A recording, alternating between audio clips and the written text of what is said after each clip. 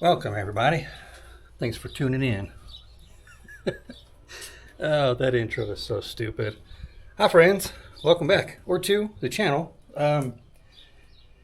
It's been a minute, but, as I previously stated, it is baseball season, and we've had a bunch of other stuff going on lately, so we haven't had time to work on the Dolphin here. But I got a few hours squared away today, and I'm going to screw around with it a little bit. I need to work on the brakes. So yesterday, let me back up. Last time you guys saw this, we'd had it running. We fixed a couple of hoses and stupid stuff like that, but it does run, and it runs really well. But that day, I put some fluid in the master cylinder and pumped up the brake pedal. And I had a pedal, it just wasn't great. There was still a bunch of air in it and stuff. And then I just kind of forgot about this car for a while. But now that we're back to work on it, last night I tried to have Tabitha come out and help me bleed the brakes. And I opened the master cylinder, and my fluid is gone. See? There's a tiny bit in the bottom still, but so I start crawling around underneath the car. And there's no fluid, like both of the rear drums are completely dry. There's nothing seeping out. The passenger front looks good. The driver's front has a teeny tiny bit here on the inside. And I think that's where it's going because I honestly can't find anywhere else where there could possibly be brake fluid coming out. Because I don't know if you guys know this or not, but brake fluid eats paint really aggressively pretty fast. And all my paint is still on the firewall, so I know it's not coming out of the master. I don't have any leaks anywhere underneath the car other than the oily mess that I made, but that's me, So that, I'm hoping, is the culprit. I want to drive this car one time, that's all. When I pulled the tire off, I started investigating and I see these rivets. And immediately I'm like, shit. I don't want to have to grind rivets off to try to just get the brake drum off, but I checked in with Fury Jim, who, if you have one of these cars, is a fantastic resource, by the way. And these drums are riveted to the spindle, the mounting plate or whatever you want to call it, the spindle. And you pull your bearings apart and you take the spindle and the drum and everything off as a unit. So your brakes and everything stay intact on the backing plate, obviously, but I don't have to cut the rivets off. These ones are cut off because it had like the factory deals had like a long stud that stuck out of them that lined up the wheel, because these, you guys can tell, these are lug bolts, not lug studs. So they had that big stud sticking off of there to line the wheel up in place, so you didn't have to try to hold the wheel and start the studs and all that stuff. But it's fine. It's a non-issue. So now that we don't have to grind the rivets, let's disassemble the bearings on this one side, have a look-see, and pull the drum off and see if we can get the wheel cylinder out without too much damage. And I'm pretty sure that is not going to cooperate very well, unfortunately. But I got a few tricks we'll try to get those loose. So let's just get to work. Action. Okay, now we're here, and the only tools you should need is a pair of Texas tweezers and a pair of side cuts, or I can't say the other word on YouTube, wire cutters, whatever you choose to call them. Just squeeze your bearing cap, and somebody greased the life out of, did you see that? Look at that. Somebody greased the shit out of those bearings. Okay, now just clean some of it. Good Lord. That's the thing about those old school mechanics. Brother, when they packed a set of bearings, they absolutely packed them. They didn't allow any air.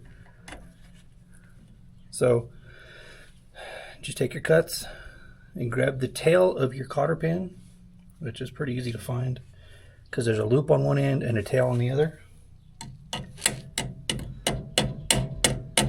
Get her started and grab a hold of it this way. So like this, and then just walk it out. I'm just going to replace that pin, but I'm setting it down here for now with all the stuff that's coming off of this car. So now you have this little castle nut deal that comes off, and then if your threads are good, this should not be very tight. But man, is it greasy. Good Lord, brother. But you have your nut off. This is a washer, and then there's a bearing inside here, so you can just take it, wiggle your drum a little bit. I don't have any of those green gloves, and these things suck. So there's your washer. Has a little keyway on it. It tells you where to put it on the spindle, because the spindle has that keyway up on the top there.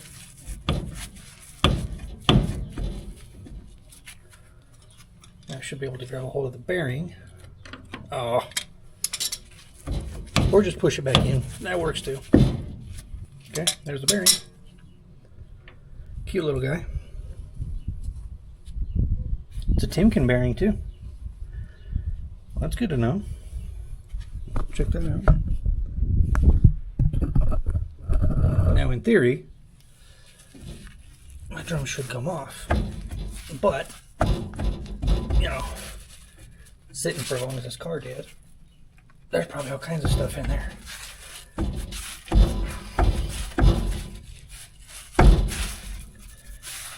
And it feels like the brakes are adjusted pretty tight, so. But there she goes. Now stop. I'll just put that right there. But this is the goofiest brake setup I've ever seen. So your main line comes in to this wheel cylinder. There's a hard line that goes down to this wheel cylinder. The upper one, where the line actually comes in, that upper wheel cylinder, looks pretty good. It just looks dry. Like there's a bunch of brake dust on it, but that's it. That one definitely looks contaminated. And we have a bunch of brake fluid around it. So I'm going to assume that that's my problem right there. Now comes the fun part. Getting it out of there. Oh, there we go. You know, I love the 50s and 60s for car design. I think the 50s and 60s were the greatest era for car design. But they also did some really stupid shit, like twin wheel cylinders on a set of drum brakes. It's definitely one of the dumbest things I've ever seen. I mean, it's not like this is a big heavy car, or you know, these brakes are like gigantic and they need all kinds of stopping power. It just doesn't make any sense. Well, I'll be darned. It came loose. I am impressed. I wasn't sure that was going to work. I was pretty confident that I was just going to pull the corners off them threads, but I didn't. So yay me. We're back. Kind of muffed my wrench up a little bit, but it's fine, and it's really hot. She's coming loose though. Maybe the all the heat I just put in that wrench with that grinder helped to break it loose. Ow, it's really hot. Got the brake line loose here, attempting to take it loose here, but it's not cooperating very well. So this and that and these, and just because we're going to be playing with fire, we got some stuff here just, you know, for Justin. So I've never done this trick, but I've seen it done a bunch of times and it works pretty well. Just take some time.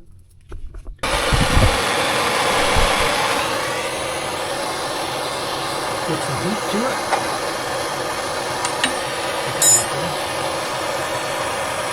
Get her nice and warm.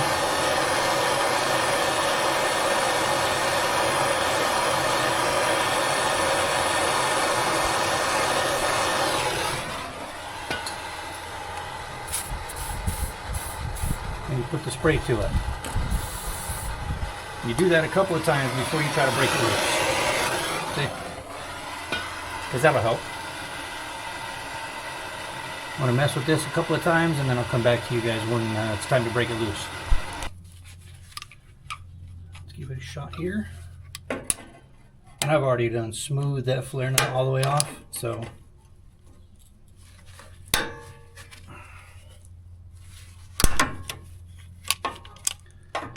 tighten them girls up a little bit.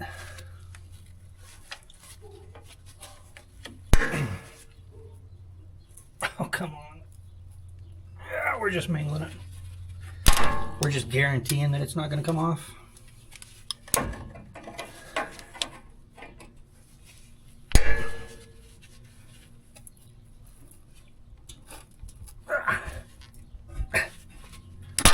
Alright, we need more heat. We got her loose a little bit. Now we need to just finish getting it out of there.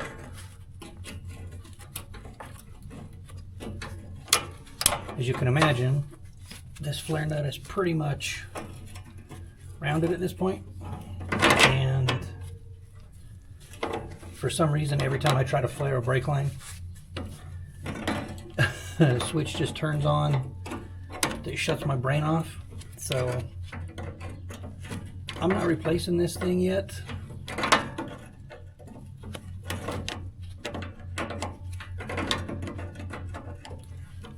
But there you have it. That's one way to get a frozen brake line loose. I soaked it with PB Blaster before I started this deal.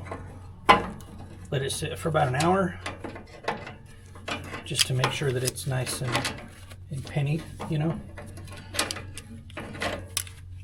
Now that's loose.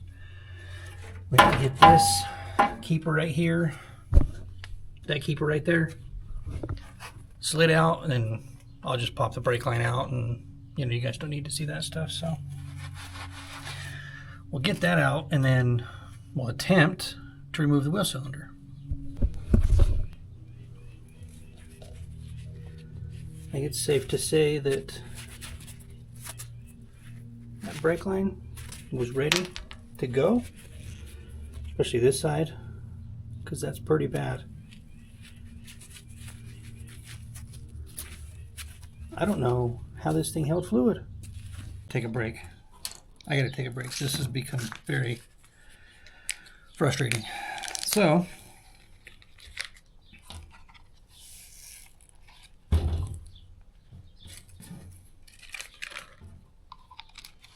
since I didn't light the car on fire and I had this bottle of water still laying around, I'll just take that.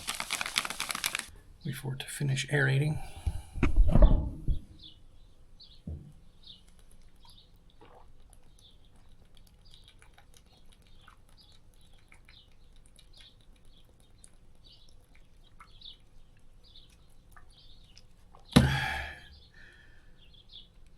I feel better.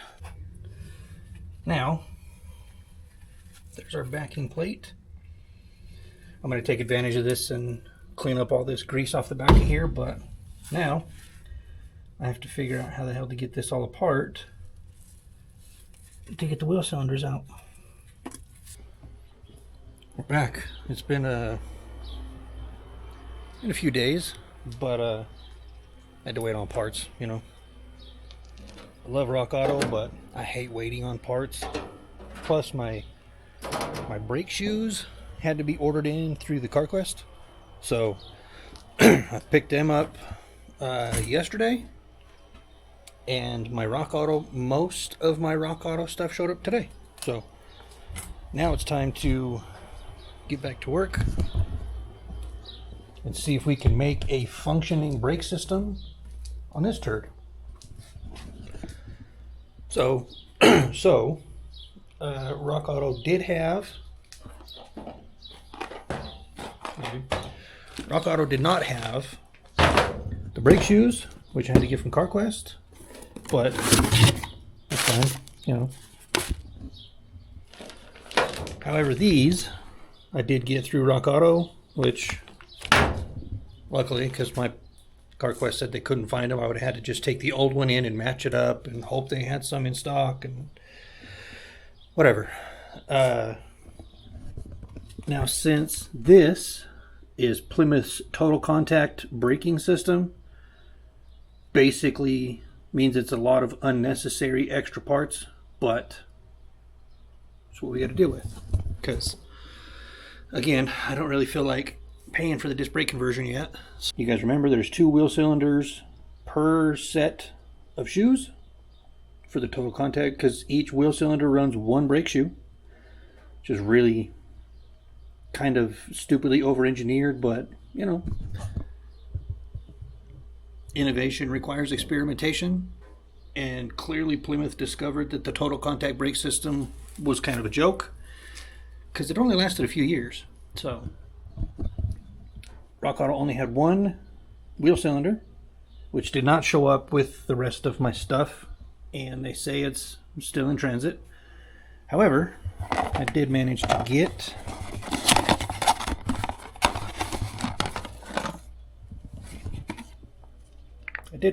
this, and this is a wheel cylinder rebuild kit.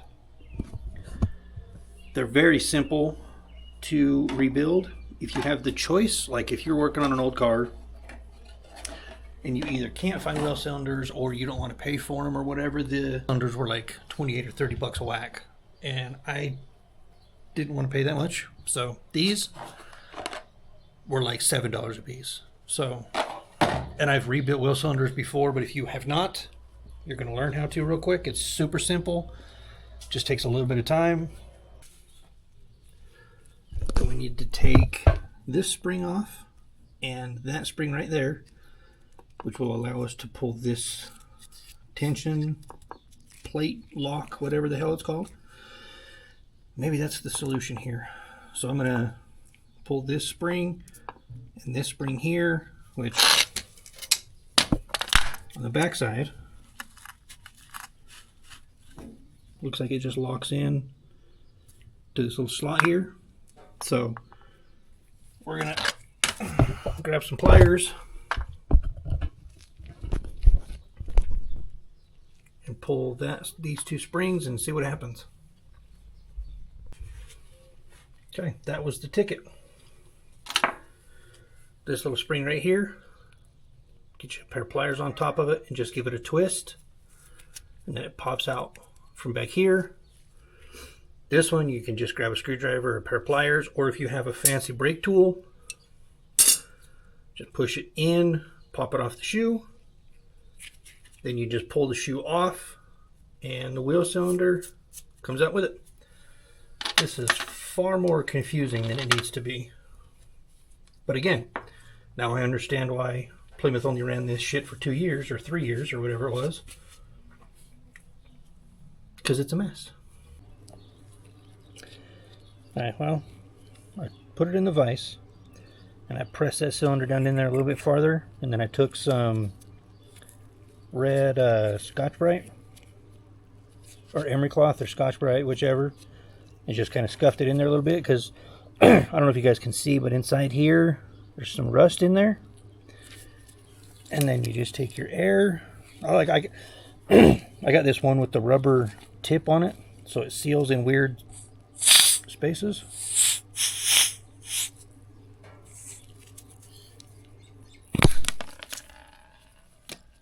That's all it takes. A little bit of air pressure. Don't damage this when you take it out if you can. Now that this is out, I'm going to take some brake parts cleaner and just spray down in here. First, take my emery cloth. Just run it around in here a little bit. Not a lot, because you don't want to scar up the walls of your wheel cylinder. But you do want to get all the rust out if you can.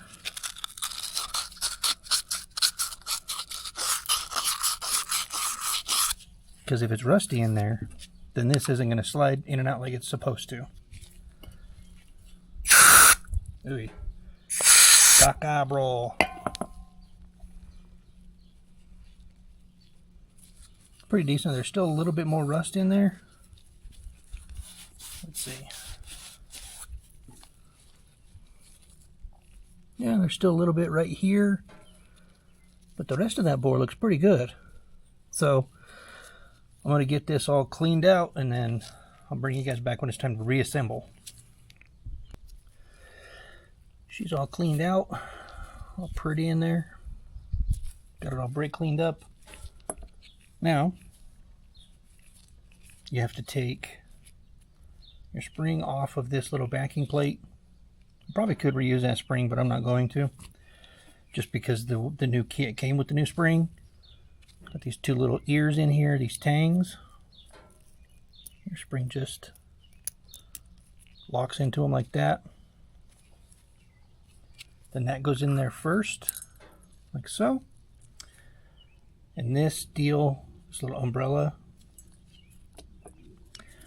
the old one, you can see this little dimple in that weird spot in the center. Is that little weird spot right there? So this sits against here just as a bumper for the spring, so it's not aluminum on aluminum just sitting in there. It's actually got a buffer. So this is going to be fun because this umbrella is so much larger than the ID of the oil cylinder. But just take your time, walk it around in there.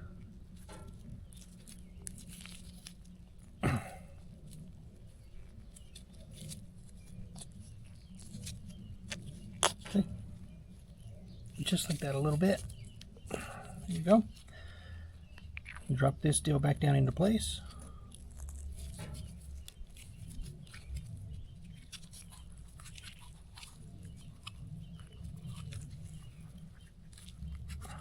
Put the new boot on, and that's it. That is rebuilding a wheel cylinder. Now we just have to do it all over again for the same side. I'm going to do that off camera. Then I'll bring you guys back when it's time to start reassembling our brake deal. Sorry guys, I got to correct something here. Taking the secondary or the bottom one apart, I have to correct myself here. I told you that this baffle goes in on the bottom like this. That was wrong. You put the spring in first, and this little baffle holds the back of your rubber cap. That's how they go back together. Also, when you're doing this, don't sit on the damn ground Indian style, because when you put air to your wheel cylinder, it blows brake fluid all over you. And now my shoe is full of brake fluid. So learn from me. Don't do this. Well, do this, but aim it away from yourself, or have a workbench set up. That's ideal. Alright guys, we're back. Wheel cylinders both rebuilt.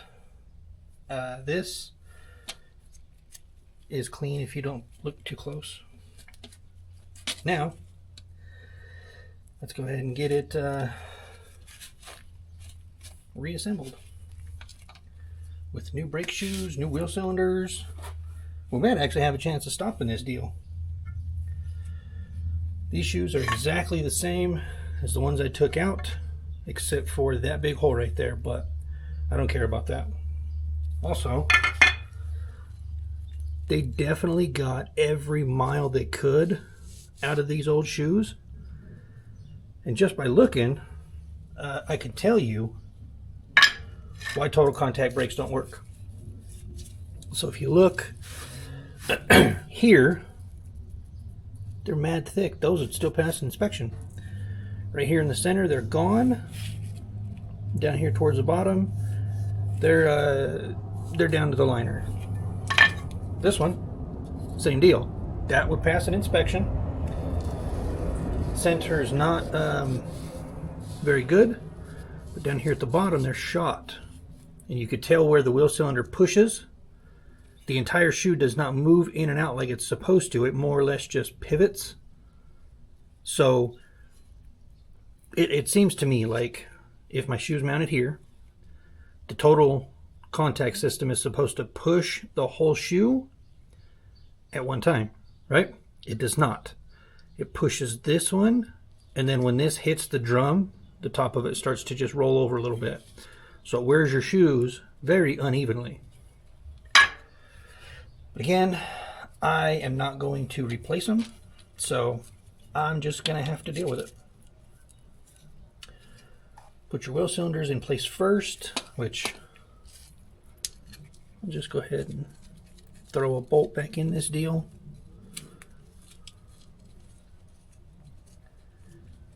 I know it's going to hold, but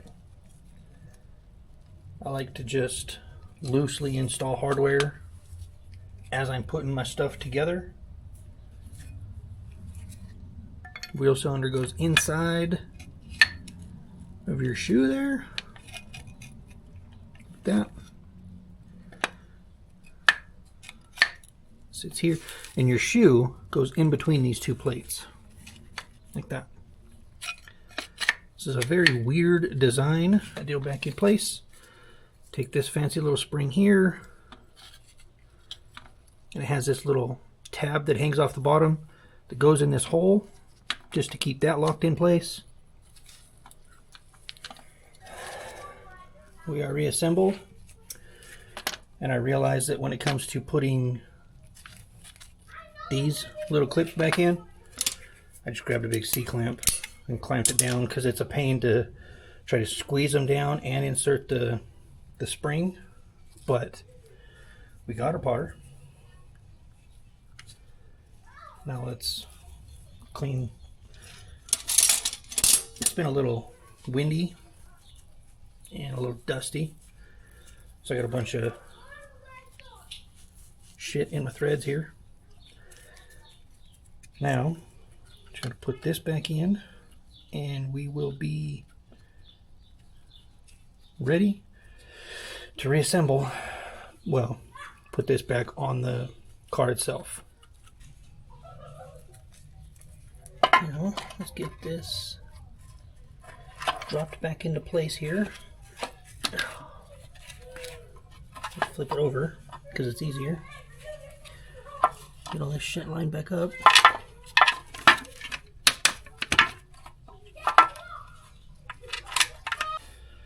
Okay, we are ready to reinstall our brakes onto the spindle, which goes like that there. So your wheel cylinders are never true top and bottom, but you know, it's fine.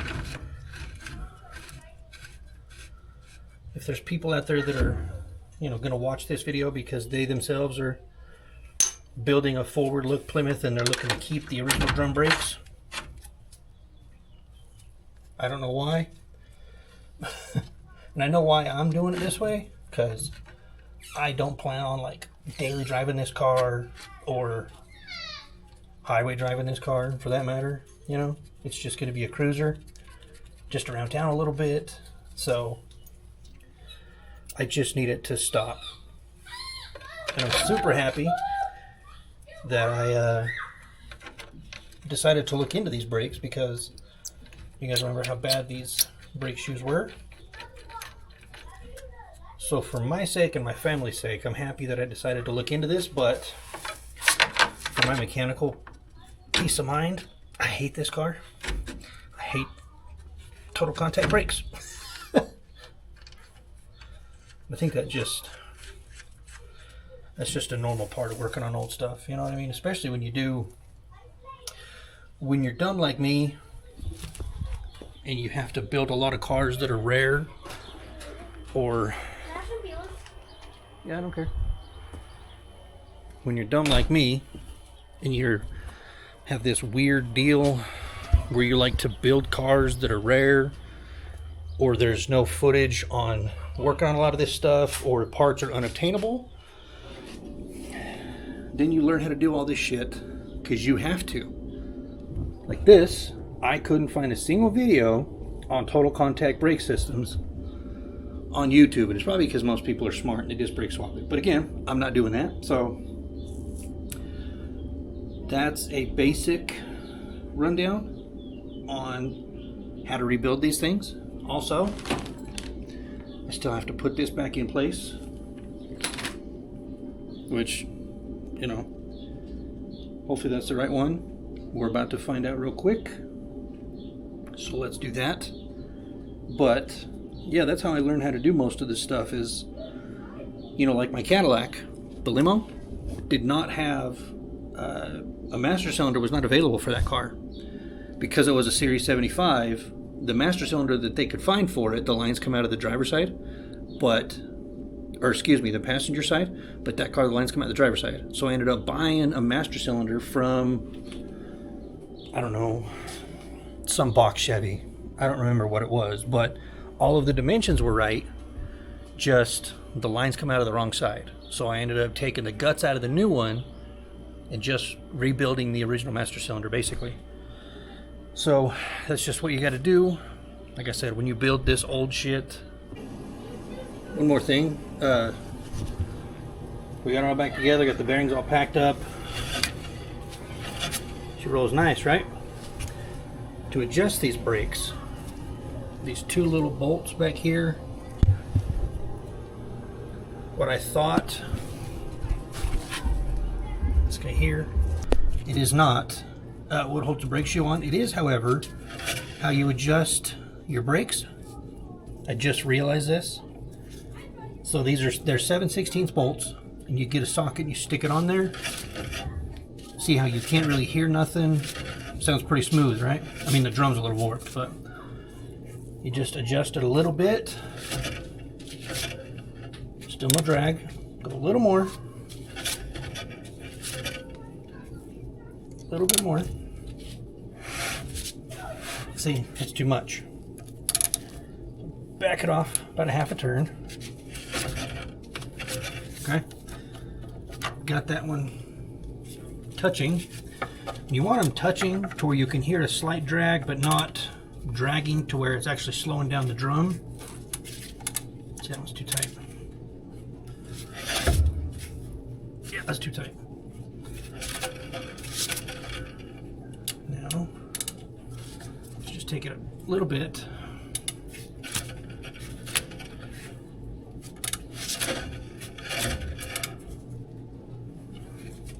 About like that.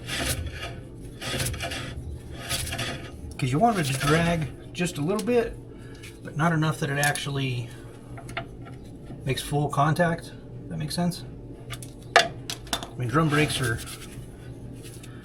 not hard to figure out. They're not rocket science. They're finicky, but they're not difficult by any means. See, now I went too loose. I'm going to tighten this up just a little bit.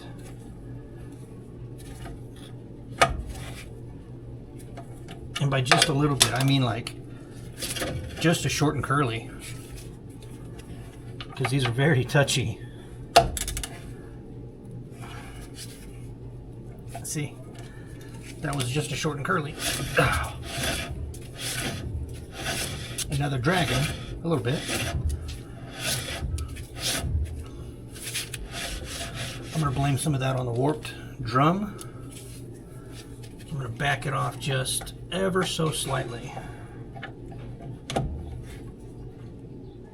And I mean, like, just barely. You can't even see the ratchet really move. See? Now we're not dragging. It's a very fun game to play, but it's not hard.